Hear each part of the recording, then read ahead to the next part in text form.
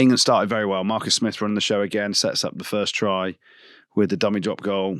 Eben flies in, and then he does Oxenche, and then the little hands to slide home. And we start well. We get ourselves into a good position. But again, it's individual errors and a defensive structure that I don't think is working very well. And yes, you're going to get sometimes when you win collisions, you've got to be physical against the box. And we did, there's a lot of positivity, I think, around how England played. And yeah, we played 3, lost 3. The big issue is the errors that are becoming more and more regular. And you look at the coaching staff, and this is where I think England need to do something. The coaching staff are all very inexperienced as coaches, and they're coaching one of the biggest unions or teams in the world in terms of players, finance, etc., etc. We all know that story. Now, Steve Borthwick's been a head coach for a couple of years with England, a couple of years with Leicester. Richard Wigglesworth, his mate of mine, he's been assistant coach for a short period of time in terms of a coaching lifespan. Harrison as well, same thing, young coach. And it's all very well having young coaches if you've got an experienced head in there as well. And then defensively, we had Felix Jones. He's brought in his mate, Joel Alabt, who is head coach at Oyonnax, who are 14th in Pro D2. That's 14th in Pro D2 out of 16 teams in France. Now, what gives you the right to think that's good enough to be coaching England as your defensive coach? And you've seen the issues we've had defensively this autumn series, right? We got ripped up at times, and it's, that's the weakness, I think, in England's team. You've seen Grant Williams breaks through, scores a wicked try because we're blitzing up in, Genji is at guard, George Martin's at one defender, 2 wide, and he scoots through and then puts on a ridiculous pair of eyes and footwork to beat Freddie Stewart as well. But the amount of defensive errors we're making, and then individual errors, line out going wrong, the dummy throw, and you could pick out loads of stuff, errors, and it was, then the line out delivery, back-to-back errors. And it's a relatively inexperienced England team in terms of what we've been used to.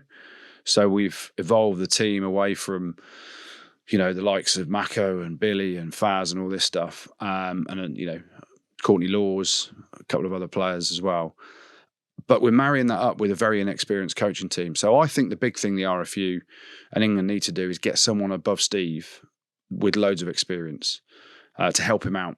We've said it on here, I don't think Steve's necessarily head coach material from how his persona is and all this stuff. And you're not going to hear anyone say that outside. You're not going to hear anyone say that inside the camp. But, he's been fast-tracked into this role. He only left the England coaching ticket under Eddie to go and get head coach's experience because Eddie told him to, because he's going to be the one that Eddie was going to put forward to take over his job. And he's England's head coach. He's only had 2 years of club experience, then 2 years in this job. He needs help. He needs some experience. And it's the coaching team's experience is mirroring the errors that the team are making. But there are some very good points and plays around what England are doing. Sam Underhill was, again, world class, wasn't he? Some of the attacks great. Marcus Smith's been a revelation. Hasn't been a revelation. He's been outstanding. That's how I expect Marcus Smith to play, because that's how we've seen him play. But finally, he's been allowed to do it for 60 minutes against the All Blacks, 60 minutes against Australia, then gets moved to fullback, but 80 at the weekend. But he's our catalyst of, he's our Finn Russell, effectively, of Scotland, what he creates. And so there are some real good shoots and green shoots coming through, and we're not far off, but Steve needs some help with some experience, which will then go on to the players and snippets of experience that will help us close out games that we should win if we get ourselves into a position to. We've just lost to the double world champions. They were fully loaded. Yes, they weren't at the races at their very, very best, but we held them and we had opportunities. Just take the 3 points, lads. You're 9 points down. You've got a penalty. Steenekamp's just gone in the bin. There's 12 minutes to go, and you've got basically near enough the rest of the game to get 2 scores. Take the easy 3 points to bring it back to a 1-score game. You go to the line out in the corner. Cowan Dickey gets done for a dummy throw because there's a mix-up in the call. Then the next line out from that free kick, we give a knock-on away, and it's just layer upon layer of back-to-back errors. And It's an experience thing. It's led by an inexperienced coaching team. England aren't good enough to beat South Africa at the minute. When you look at the two teams on paper, and it's managing the fans' expectation. And look, I'm not going to talk about the delivery after the game, that Steve's talking about teething problems and we're getting better and it's all positive. Because the two teams on paper, and you mentioned it there, the kind of experience of double back-to-back world champion South Africa, and you look at the England team, just look at the wingers as a perfect example. So you've got Curtly Aronson, who was amazing. You've got Cheslin Colby, who was unbelievable. These two wingers have done it at the very highest level on the biggest stage, and they're rinsing people. They're rinsing people for fun. They're rinsing people airily in the air. They're proven performers. Damien Deolende, exactly the same. So some parts of it becomes manage expectations. It also becomes undefendable at times. But then the expectation around like where England should be and the kind of non-negotiables of how they play. And that's where you look at the defence. No England team should be broken around that guard, bodyguard, that 1-2 area. Happened against the All Blacks, happened against Australia. So you're thinking, right, okay, we're up against the Springboks, the best team in the world. This needs to be set. We've got to change what we're doing. And I think you've been a bit too nice there, like about the defence. And I thought George Martin's been poor the last few weeks defensively, which is his number one thing, is defensively hitting people. He's missed a lot of tackles around that area. Him and Genge together in that kind of 1-2 area where they've been burned. And Jamie George as well, isn't he? Jamie George as well, exactly the same. Jamie George as exactly in that area, which you'd never see an England team. So take out the fact you're up against the back-to-back world champions. You're up against the best three teams in the world. I'm putting Australia in that now. Listen to me. You know what I mean? The All Blacks and South Africa specifically. The physicality, they're always going to be more physical. The bench coming on, you know that these things are happening. You mentioned Luke Cowan-Dickey's dummy throw. Inexcusable in a way, but these things happen. The glaringly obvious issue is their defence. On the blitz on the outside, but around the breakdown. Off the back of that, the scramble as well. Like we see when South Africa get broken, they're all scrambling back. Whereas England are feeling a little bit sorry for themselves. They seem a little bit lost. And that's where the leadership and the understanding between the coaches and the players, like, can they say anything? Because Jamie's obviously talking after the game and he's with Steve and he's agreeing with everything he's saying because he's probably worried a little bit for his role in the team, about his own position. So what are they saying to Steve? Because if I was a player in that team, and there's a fine line, isn't there, between honesty, pointing fingers and moaning. I've always said it. But you have to be honest and be, we're not built to defend like that. We're just not. There's something not right, whether or not Slady's not fit enough because he's not played enough rugby to keep shuttling up and shuttling back, shuttling back. Or if there's a line break, we can't get back because the scramble, because we're absolutely bollocksed off the back of it. The other stuff you can fix, like the line-out stuff, I know it's inexcusable. Marrow's neck roll, like my mate was, it's ridiculous. Well, these things happen. It's the same happened for South Africa. They broke. Curtly Aronson scores in the corner with a 2-on-1 forward pass. They go back. These moments happen in the game, but it's their defence is just like systematically just not working. And they need to be able to come out and say, look, this ain't working. Whether or not it's Joel Abd or Felix Jones brought in a half system or whatever it is, but just complete honesty to be like, we're just not built. We cannot play against South Africa where you have players like Jasper Wiese, who's now fresh because he's not playing at Leicester, making gain line, there's quick ball, getting around the corner, because lads are getting open up who've never been open. Ellis Genge, I've never seen his defence so bad. Jamie George, I've never seen him defend so poorly. George Martin said exactly the same thing. Ben Earl's getting bumped. Like, you don't see I know they're against South Africa, but these are moments where you're like, they've got them under control, but they haven't, because there's mad line breaks that are happening. And that's where I just think there needs to be an honest conversation with what they're doing. And that's the thing. So Steve said it himself after the game. He said, well, coming into camp, we weren't fit enough.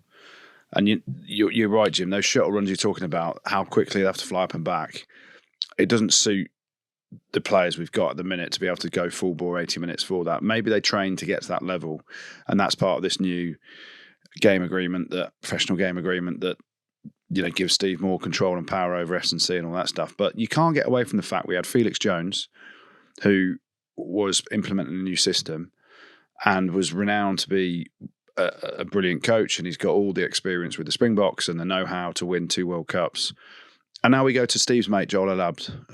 And now we go to Steve's mate, Joel Abd, who is coaching in Pro D2 Oyonnax 14th out of 16 in the second division in France. That ain't good enough, and I don't think that should have been an appointment made. And you go back to why did Felix Jones leave? Steve. And so there needs to be some harsh questions. We've lost 5 on the spin.